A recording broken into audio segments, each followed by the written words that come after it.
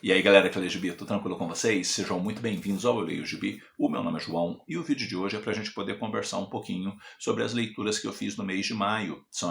Aquele vídeo, né, onde eu compartilho com vocês as minhas experiências de leitura. E eu quero começar falando de quadrinho nacional, no caso de Jorge, do Caetano Cury, e que o Jorge faz parte do Theo e o Minimundo. Temos aqui uma coleção de tirinhas. E o Jorge é um cara que, num belo dia, ele resolveu, digamos assim, mudar de vida. E a partir do momento que ele assim se posicionou, né, ou seja, que ele resolveu mudar de vida, ele olhou e falou assim, cara, eu tô velho e eu preciso, então, viver essa minha vida que me resta. Então eu vou colocar um short para poder parecer mais jovem. E aí ele ficou com essa aparência que consta aqui na capa. E é uma coleção de tirinhas bastante divertida, onde o Jorge fala de forma descontraída, responde à vida também de forma descontraída, é um cara brincalhão, é um cara que, digamos assim, que em sob muitos aspectos o espírito da quinta série está profundamente presente na vida dele e na forma dele agir. E me agradou bastante, me fez dar boas risadas essa coleção de tirinhas do Jorge, do Theo e do Minimundo, né? No caso do Caetano Cury. E não só isso, eu li também um dos volumes, né, de Theo e o Minimundo, O Lugar do Outro, onde muitas das tirinhas que aqui estão se passam justamente ali no período da Covid-19, e aqueles momentos ali que estava todo mundo muito preocupado, pessoas perdendo entes queridos, né, por quanto da doença, e toda aquela apreensão, todo aquele medo que cercava os corações, as incertezas, as coisas fechando, enfim, como viver esse momento tão difícil, tão assustador sobre vários aspectos. E aí as tirinhas vão transitar, caminhar por esses momentos, numa boa parte delas. Em outros momentos vai estar se tratando de outras questões. Mas aqui,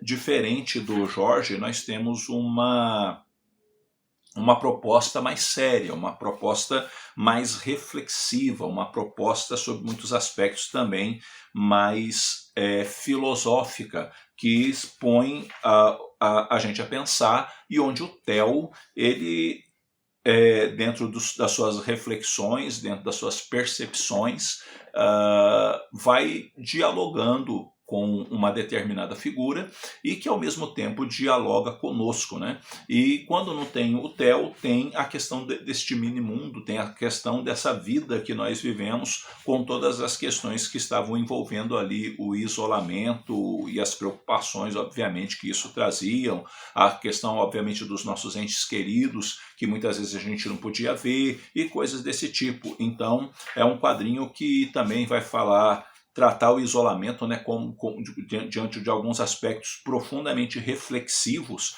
e que me chamaram também bastante a atenção, porque enquanto esse me fez rir, esse me pôs a pensar. Então fica também a dica para vocês do Theo e o Minimundo, e também do Jorge, ambos quadrinhos do Caetano Cury, e que você pode conhecer também o trabalho do Caetano lendo as tirinhas dele no Instagram, tá? Elas estão dispostas ali no Instagram, e seria interessante aí, caso você tenha curiosidade para entender ou conhecer mais de perto o trabalho dele, para poder adquirir o material impresso, dá uma visitada no Instagram dele, que eu acho que vai valer a pena.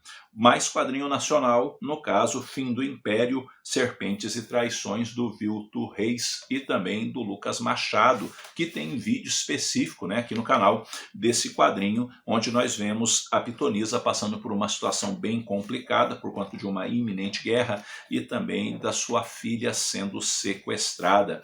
E haja vista que uma das suas 3 filhas é sequestrada, e ela vai então montar uma força-tarefa, montar uma equipe que vai partir no resgate da filha dela, no caso a Samira, né? E diante dessa situação toda, nós vamos ver esse grupo que é bastante heterogêneo, passando por várias situações até poder aprender a trabalhar junto e, consequentemente, ver se consegue êxito na sua tarefa. Então dá uma conferida no vídeo, onde eu falo com mais detalhes sobre essa publicação. Também li Caçada até a Última Bala, no caso do Marvin Rodrigues, e esse aqui é o Reverendo Ano 1. E aqui nós temos um quadrinho que trabalha a questão sci-fi, com um pouco também o elemento do faroeste e coisas desse tipo. Haja vista que nós temos o reverendo que vai passar por uma situação muito ruim na vida dele, e diante dessa situação muito ruim, ele vai partir atrás de vingança, e ele está naquele sistema do ninguém me segure, e ele vai partir para cima daqueles que causaram muita dor, digamos assim, no coração dele. E é um quadrinho interessante, é um quadrinho bacana, é um quadrinho bem trabalhado, no caso pelo Marvin Rodrigues, e a arte, ela é uma arte, na minha opinião, que lembra bastante o desenho animado, sabe? E eu acho que isso conversou muito bem com a proposta do quadrinho, porque até mesmo naquelas horas assim de mais violência, ele consegue trabalhar bem essas questões por conta do estilo de arte dele. Então eu achei bem bacana esse volume dedicado ao reverendo, onde a gente vai ver ele nessa procura, nesse anseio, no caso, por vingança, por poder realmente, a partir dessa vingança, quem sabe, encontrar algum tipo de paz no coração. E também li Caçada até a Última Bala, William, A Face da Morte. E aqui nós temos, né, a exemplo do primeiro volume, essa questão sci-fi, essa questão gore, essa questão do faroeste, e o William é um jovem que ele é mais do que os olhos podem ver, vamos dizer assim, até porque existe um computador, ou um supercomputador, que ele é meio que um brainiac, digamos assim. Ele se acha divino e ele quer controlar as coisas, e ele vai puxar de alguma forma para dentro dessa realidade dele o espírito de alguns personagens, e eles vão passar por uma espécie de purgatório ali dentro. Enquanto isso, num estilo meio que, eu diria, Pinóquio, né? Um dos personagens vai querer entender melhor o que é ser humano, haja vista que ele vai descobrir a verdade sobre si mesmo, e diante disso também existe um outro personagem que saiu, digamos assim, do controle desse computador que se acha divino, e que tem um papel ali bastante importante para esclarecer realmente para as pessoas o que realmente está acontecendo ali. A exemplo do reverendo, é uma história bem trabalhada, é uma história bem desenvolvida, é uma história que me chamou também bastante a atenção e que me impressionou na qualidade narrativa proposta pelo Marvin Rodrigues, tá? Então, também fica a dica aí para vocês de Caçada até a Última Bala, volume 2, no caso, o William e a Face da Morte. E para terminar o Caçada até a Última Bala, são 4 volumes, na verdade, eu li 3. Caçada até a Última Bala, um conto, né, de Caçada até a Última Bala, Reverendo em Tentação do Deserto. E aqui o reverendo, que, digamos assim, recebeu uma nova oportunidade, ele vai entrar dentro de uma situação onde ele vai ser tentado, e ele vai passar por esses aspectos da tentação. E não dá para falar muito mais do que isso sem acabar entregando spoilers para vocês, mas digamos assim que ele vai pegar e vai passar por questões que são inspiradas de alguma maneira dentro do aspecto das tentações, né, que Jesus sofreu. Então a gente vai ter 3 tentações ali propostas para no final mostrar que o reverendo continua com um papel importante dentro da temática de caçada até a última bala. Então fica a dica para vocês aí dessa publicação. Li também Kogarashi Monjiro, O Prenúncio do Inverno, do Pipoque Nankin, e que tem o roteiro e a arte do Gozeki Kojima. E temos aqui um mangá muito bom, gente, um mangá muito bom. São 4 histórias e essas 4 histórias podem ser lidas independentemente, tá? Por quê? Porque elas se fecham, elas têm começo, meio e fim ali dentro da proposta e ao mesmo tempo elas têm um fio condutor, mas eu acho que dá para ler independentemente se quiser. E aí o mangá abre com A Flor do Perdão se Despedaçou, onde o Gozeki Kojima, o Kogarashi Monjiro, ele está numa determinada prisão. Essa prisão é numa ilha, ou a ilha é uma prisão, e ele vive ali exilado. Ele vive ali exilado porque ele fez um acordo com um amigo dele, e diante daquele acordo, ele está ali numa situação específica. Ele vai descobrir, então, posteriormente, que ele foi traído, e então ele vai caçar caminhos para poder sair daquele lugar e então buscar as pessoas que fizeram ele de besta, vamos dizer assim, e ele vai fazer essas pessoas pagarem com força por aquilo que fizeram com ele. Depois, na segunda história, que é a lua que na fumaça mingou, a gente vê um Japão onde a fome está tomando conta e que, consequentemente, as pessoas estão formando grupos que, no final da história, fazem mais mal do que bem, porque saqueia daqui, saqueia de lá, estupra daqui, estupra de lá e faz um monte de barbaridade. E nessa situação toda, o Monjiro encontra uma moça, ele acaba machucando a perna, essa moça leva ele para uma determinada pousada para ele ali poder curar sua perna. Um determinado grupo de vândalos ou de vadios, de desocupados, acaba chegando no lugar. O Monjiro vai ter que dar o jeito dele de enfrentar esse grupo e algumas descobertas serão feitas a partir do momento em que o Monjiro começa a caçar essas pessoas, tá? Depois tem A Escuridão Rasgada do Dia do Macaco, onde existe uma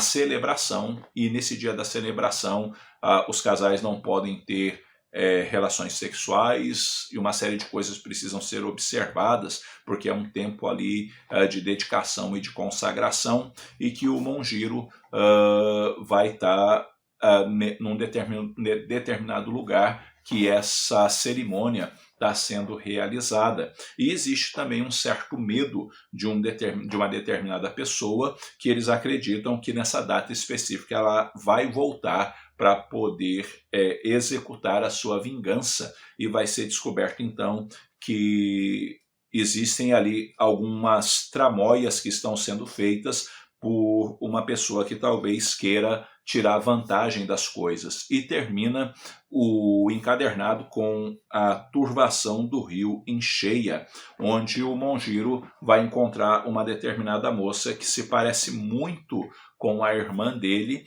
e vai ter um sujeito que quer a morte dele por toda a lei, e ele vai descobrir que esse sujeito tem ligação com a irmã dele que havia falecido, e o Monjiro vai pôr para quebrar diante dessa situação. Enfim, Kogarashi Monjiro é um senhor do mangá, me agradou bastante, é o tal do mangá que dá para ler várias vezes e não cansa, e que tem uma história assim de muita ação, de muita reflexão ao mesmo tempo, onde a questão da honra é muito bem trabalhada. Então fica a dica para vocês aí de Kogarashi Monjiro, O Prenúncio do Inverno, tá? E que eu ganhei de presente esse mangá, né? Então foi um presentão consequentemente.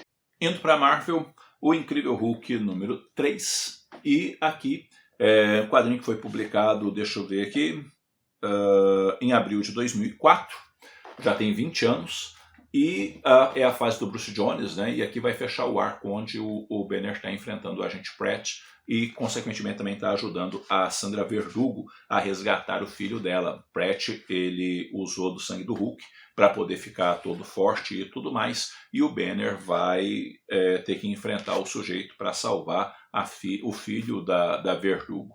E temos aí uma história de tensão, onde o Banner também procura manter um certo controle e tudo mais, mas o Banner também consegue liberar a força do Hulk sem se transformar por completo, até porque aconteceram algumas coisas nas outras histórias, né, que essa possibilidade dele usar a força sem se transformar totalmente também se torna possível. Coisas ruins vão acontecer e até que ele realmente se transforma no Hulk. E aí, quando na hora que ele se transforma no Hulk, o agente Pratt vai descobrir que ele fez a maior besteira do mundo em ter mexido realmente com o incrível Hulk. E vai fechar a edição o Quarteto Fantástico. No caso, o Quarteto Fantástico do Carlos Pacheco, do Rafael Marim no argumento, do Karl Kessel no diálogo e do Mark Bagley nos desenhos. E aqui os inumanos estão procurando asilo na Terra e existe um determinado grupo, digamos assim, de inumanos que acabaram sendo usados, né, no nazismo e torturados e, enfim, viraram armas, né, nas mãos dos nazistas, e eles estão infiltrados para tudo quanto é canto, e a chegada dos inumanos pode ser um problema para eles, então eles vão fazer de tudo para colocar os inumanos para fora do planeta ou matá-los. Então as manipulações serão feitas para que eles sejam atacados e, consequentemente, o Quarteto Fantástico tenta ajudar e a situação vai ficar bastante complicada. A isso ainda junto o fato do Tocha Humana não está conseguindo controlar exatamente seus poderes, o Coisa também está passando por algumas situações complicadas e a Sui está grávida e vai chegar o momento em que ela vai entrar em trabalho de parto e o Reed não está por perto. O que fazer? Então, na edição número 4 do Incrível Hulk, a gente vê o que acaba acontecendo com essa questão do Quarteto Fantástico, justamente porque faz-se necessário vencer, dar o jeito de frustrar, né, os planos desses inumanos que são mestiços e para que eles realmente tenham seus planos frustrados e, por sua vez, os inumanos acabam recebendo uma proposta do Dr. Destino para eles poderem morar na Latvéria, mas a questão é, aceita ou não aceita? E diante dessa situação toda e de todos os problemas que eles estão passando, a Valéria vai nascer, e quem vai acabar ajudando a Sue nessa situação é justamente o Victor Von Doom. É bacana, é uma história bem contada, bem desenvolvida, não é sensacional, não é espetacular, mas é uma fase do Quarteto Fantástico que é interessante. E no Incrível Hulk começa um arco novo, tá? Mente Sombria, Coração das Trevas, onde o Mike Deodato está desenhando o Golias Esmeralda, tá? A partir dessa publicação. E alguns agentes vão até o Abominável e querem convencer o Abominável a atacar o Incrível Hulk. Por sua vez, o Banner está meio que na dele, e ele vai encontrar uma dona de um estabelecimento que se chama Nádia. O que vai ser descoberto depois é que a Nádia era esposa do Abominável, e diante desses desdobramentos, vem aí pelas próximas edições um combate entre o Hulk e o Abominável. Tá? Fase interessante do Bruce Jones, também não é fantástica, mas diverte na leitura, né? E a saga dos X-Men, volume 10. Aqui a gente tem a minissérie do Noturno, tem também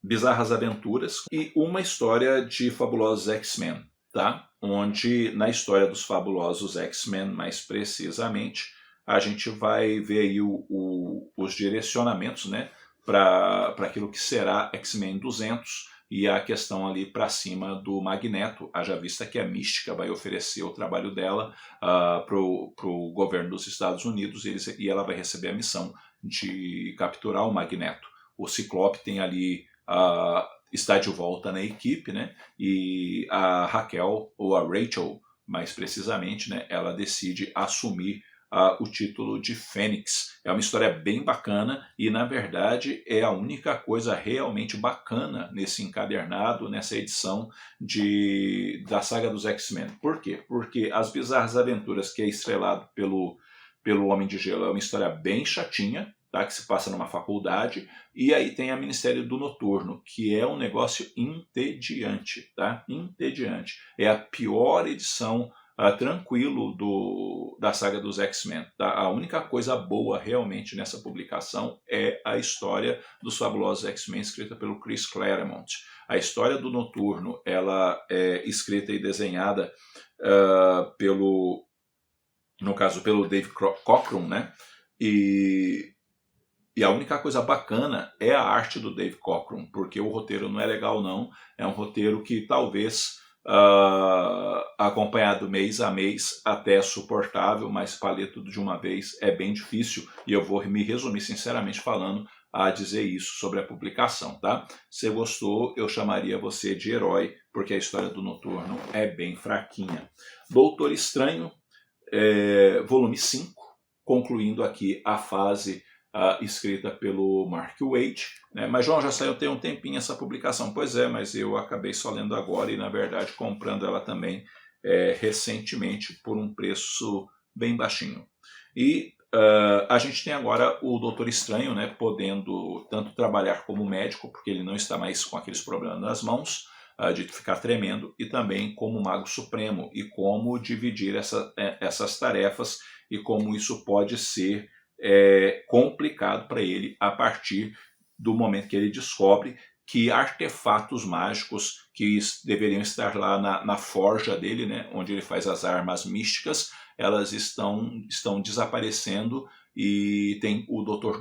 Druida também na história para poder ajudá-lo na sua busca e descobrir o que realmente está acontecendo. E eu achei, na verdade, relativamente frustrante quando se descobre quem é que estava roubando os utensílios ou os artefatos místicos para poder armar os países, consequentemente, e também terroristas e por aí adiante, sabe? Eu achei meio frustrante a pessoa que estava atrás disso daí, e a facilidade, de certa forma, que ela achou também para poder ter acesso a algo que é protegido ou deveria ser devidamente protegido pelo Doutor Estranho. Mas no mais, é bacana e encerra, né, como eu disse, a fase do Mark Waid. Fica a dica para vocês aí do Doutor Estranho. E para fechar, Marvel Demolidor, esse é o volume 10. Tem vídeo no canal falando do volume 10 e do volume 11, né? O volume 11 ele entra nas leituras de junho, tá? E esse daqui eu já tinha lido em maio, mas aí como eu comprei o 11, né, eu resolvi fazer um vídeo dos dois juntos, tá bom? E o que eu posso dizer a você é assista o vídeo do volume 10 e o volume 11, concluindo a fase do Zdarsky, que graças a Deus acabou. Isso aqui é muito ruim. Tá? A única coisa que salva aqui é a arte, porque de resto é muito ruim. É uma descaracterização completa do Demolidor, e que, sinceramente falando, o Zdarsky devia ter parado bem antes de escrever O Homem Sem Medo, porque é triste, é muito triste esse negócio. DC, Gavião Negro, volume 4, publicação de 2021, e que eu só comprei recentemente também, né, porque na época eu achei muito caro, quando saiu, que foi R$ 47,90, continuo achando caro, mas aí estava baratinho, estava acho que 19, e aí foi a hora que eu comprei, e faltava só esse encadernado para eu fechar essa fase, né, do Gavião Negro. E, gente, eis o tal do negócio que funcionou bem, sabe? O Robert Venditt, ele vai trabalhando, né, aquela cronologia bagunçada do Gavião Negro, e ele vai alinhando essa cronologia também com os aspectos envolvendo a mulher Gavião. E diante dessas coisas todas, ele vai, digamos assim, fechando, amarrando as pontas que ele foi deixando nas edições anteriores, e tirando também essa questão das reencarnações, né? Ou seja, ele não vai mais poder reencarnar porque a dívida que ele tinha que pagar, ele consegue encontrar caminhos para poder quitar a dívida, né? E, consequentemente, ele fica só com a vida que ele tem agora. Isso gera uma certa insegurança nele no começo, mas aí ele descobre que ele precisa viver a única vida que ele tem. E essa talvez seja a grande questão, né? Não ter medo de viver.